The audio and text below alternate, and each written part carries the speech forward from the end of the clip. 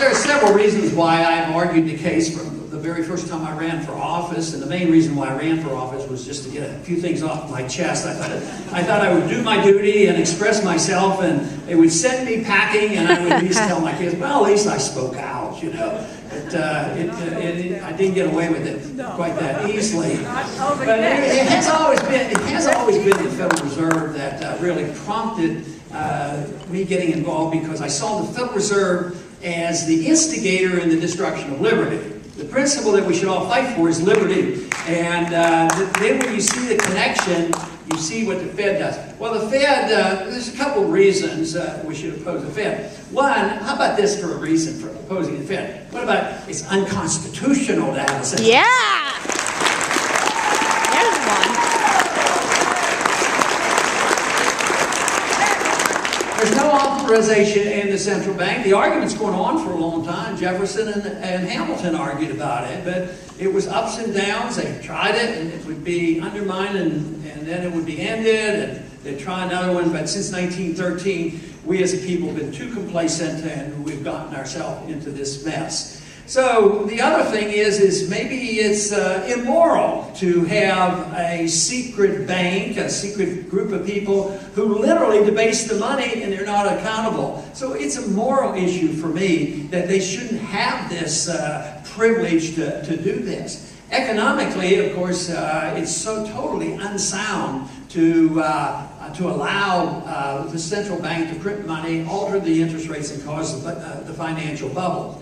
But one of the, another very important reason to be concerned about the Federal Reserve is that it facilitates the destruction of liberty, because it facilitates big government. It pretends that government doesn't have to pay its bills, and the payments usually are delayed. So yes, we tax a lot, way too much.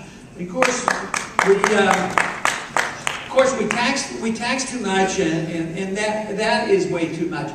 But then we borrow too much. And then, of course, the ultimate deal is if Congress overspends, they really don't have to worry about it. And that is because the Fed comes and they buy that particular debt. So what does the government do? What does the politician do? Well, the politician loves it because the pain and the suffering doesn't come. There are times when it looks like, oh, this is a good deal. I'm getting a house, no money down, the interest rates are low, and the price of the house is going up. This is a wonderful thing, and everybody who provides, the supplies for the houses, they make money, the mortgage people make money, until finally the bubble bursts and then the whole thing, has to be reversed. But as long as the Fed is there, the politician is going to spend money, because that's how the politician gets reelected. What do you need? Oh, well, I need more of this, this, and this. And the politician continues to spend, and they don't worry about the deficit. Also, it facilitates our foreign policy.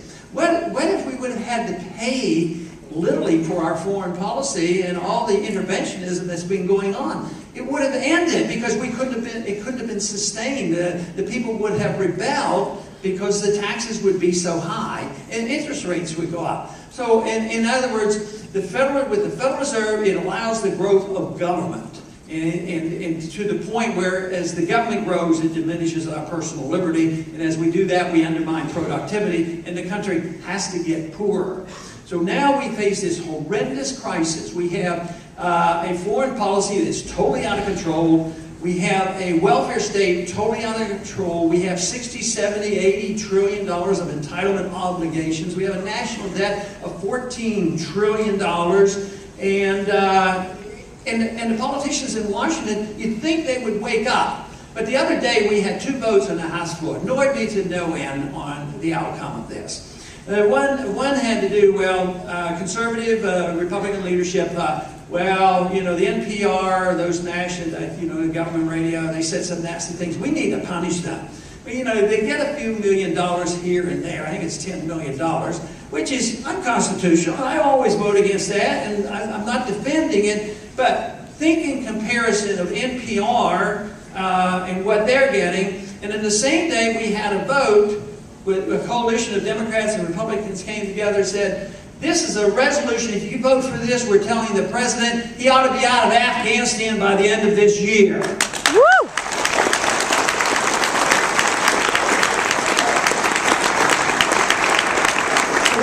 total of 93 votes to come home and quit pursuing a policy that was similar to the one that brought the Soviet system down. So overwhelmingly, and especially those conservative Republicans who are ready to balance the budget, supported continuing this policy, which just in Afghanistan costs us $130 billion a year. But no, then overwhelmingly they voted to, delete the funds for NPR and be able to go home and say, hey, look at what we did. We're going to balance the budget on the backs of NPR. It just struck me as totally inconsistent and not addressing the subject. That's because it's still political down there. And you have to think in bigger terms. You have to think about our policies. To deal with, and even Afghanistan, coming out of Afghanistan only addresses a small amount of that problem. It's the overall policy. It's a policy of interventionism. It's this policy that the founders advised us against. The founders said, no entangling alliances. Don't get involved in internal affairs of other nations. Be friends with nations, trade with people, but stay out of these foreign entanglements. And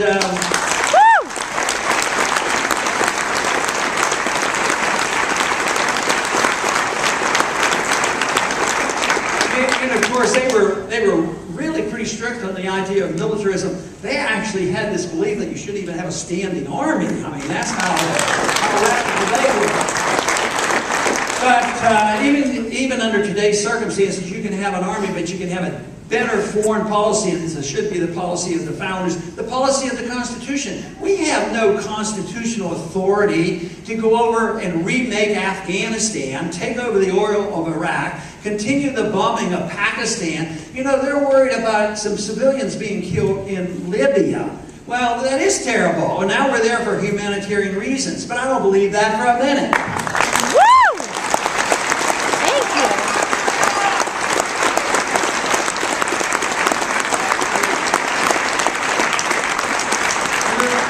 We're in Iraq. They happen to have oil. We control the government of Saudi Arabia. They happen to have a little bit of oil. Libya happens to have a little bit of oil. In the last 5 years, the West has been investing in Libya. But Rwanda didn't have any oil. Did we stop? Were we there for humanitarian reasons?